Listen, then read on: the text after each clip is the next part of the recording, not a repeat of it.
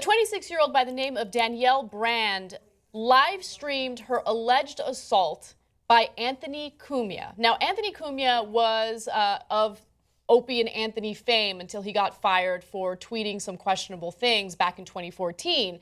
However, he's been in a relationship with this 26-year-old, and apparently they got into some sort of altercation that led Danielle to post the following video. Now, again, she live streamed this. This is not the video in its entirety. I highly recommend you watch the whole video. It's strange, it's awkward, and here's what she had to say. Right now. Don't. Hi, I'm in Long Island. I got my hand broken. I'm waiting for the police to come. Where's but your... oh my God, don't hit me again. I'm kidding you. Stay away from me. I tried to call the police. I got enough. He turned the phone off. It wasn't Periscope, by the way. You shouldn't have lied then. You shouldn't have lied, and you shouldn't have hit me, and you shouldn't have treated me like shit. And then I wouldn't be Periscoping this right now. Okay, so I want to be absolutely clear about something. There are no accusations of sexual assault at this point, but I do want to note that there are allegations of physical assault. Okay, so she's alleging that they got into an argument. I don't know what the argument is about. There are very few details about that. And then he started to hit her. She claims that he strangled her, and then she called the cops, and as she was waiting for the cops, she did that live stream of the whole incident. Now, Cumia was arrested. He's been charged with strangulation and domestic violence, and apparently he has already been out of jail.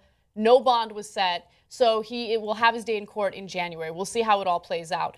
But the entire video, I think, is really strange, especially considering the fact that if someone has just physically assaulted you, get out of that situation. Don't stay in that environment where there's someone who broke your hand, who tried to strangle you, who's really posing an imminent threat. I think if you stay there, not only does he continue to serve as a threat, but people are going to look at that story and they're going to question whether or not he really did serve as a threat.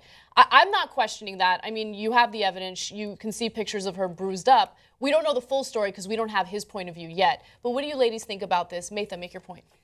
Yeah, I'll echo your point that the footage was very bizarre because the transition is one of the altercation to Cumia making jokes about this being the, whatever the names are, show, and then telling her to watch out, not to trip over the ottoman.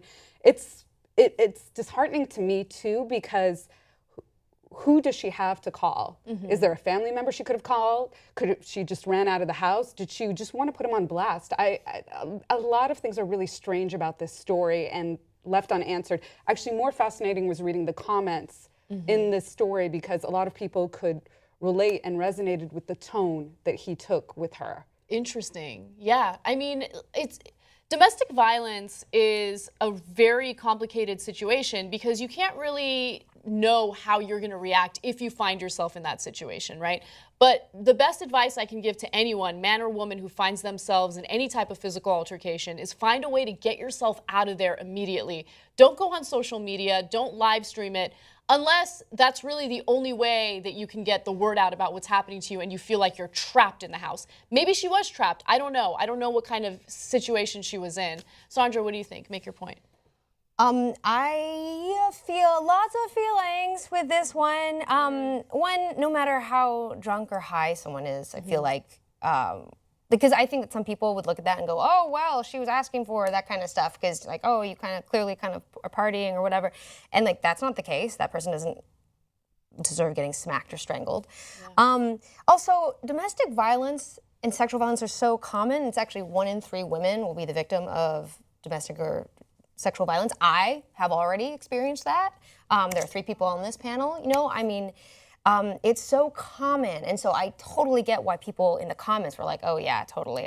People can turn so fast. I'm not saying all men are evil. That is no 0%. Right, yeah. And also, everyone can be abusive, and it's like that thing that Louis C.K. he jokes is like the biggest threat to men generally is heart disease. The biggest threat to women is men. Like you're gonna be very.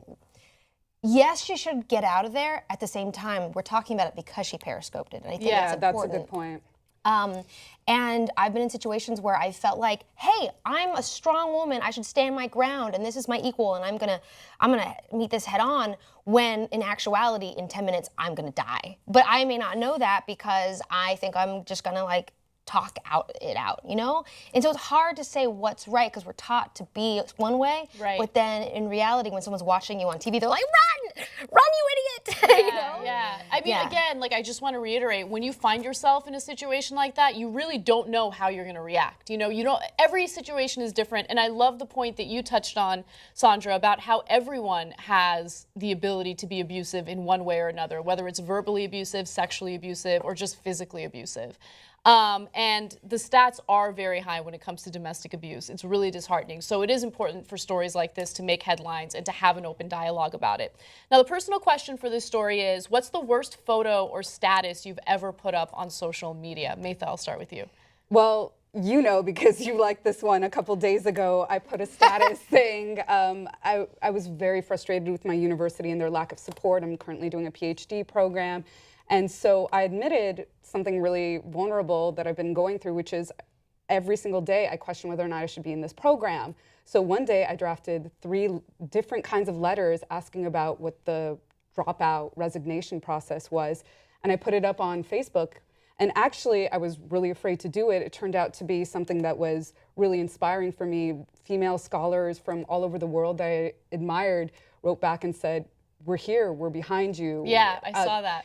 Vent, Nice. call me, let me know what you're going through. And then what was more interesting was people shared the variety of ways that they finished their degree. And I felt really, again, kind of closed in my own world of feeling trapped in this degree, and found different ways, or that, you know, this process is difficult, but there's a community of support, even if my university, USC, by the way, University of Southern California, which forces their students to pay like $60,000 a year per tuition, and they underpay us as TAs significantly. So there they are, their shame, they're on blast. Yeah.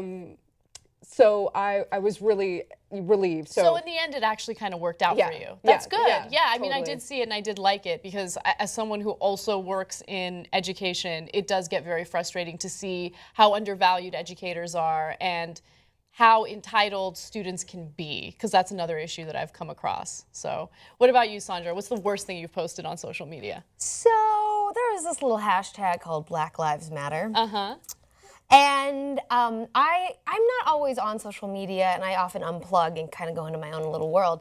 And I was thinking about sexuality and the importance, and how we push our relationships and our love stuff off to one side, and then everything else is over here.